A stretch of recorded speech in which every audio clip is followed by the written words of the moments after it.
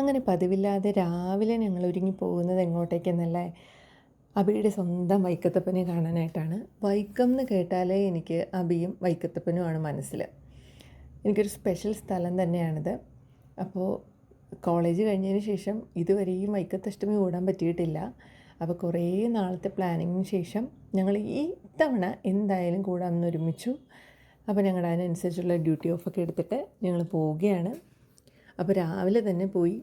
തിരക്കുകൾ ഉണ്ടായിരുന്നു, അത്യാവശ്യം നല്ല തിരക്കിൽ തന്നെ ആയിരുന്നു. എന്നാലും വലിയ ക്യൂ ഒന്നും ഇല്ലാതെ തൊഴുതിറങ്ങി, ഭംഗിയായി തൊഴുതിറങ്ങാൻ പറ്റി. അങ്ങനെ ഞങ്ങൾ അവിടെ ചുറ്റി നടന്നു, വീഡിയോസും ഫോട്ടോസും ഒക്കെ എടുത്തു. സ്വാഭാവികമാണല്ലോ അത്. അത് കഴിഞ്ഞ് ഞങ്ങൾ നേരെ പോകുമ്പോൾ കാണുന്നത് കാഴ്ച ശ്രീബലിക്ക് ആനക്കുട്ടന്മാർ റെഡിയാവുന്നതാണ്. ഏകദേശം ഒരു 8-9ഓളം ആനകളുണ്ടായിരുന്നു. വൈക്കത്തപ്പനുള്ളൊരു നേർച്ചയായിട്ടാണ് ഇത് അഷ്ടമി ആ ഒരു സമയം കാണുന്നത്.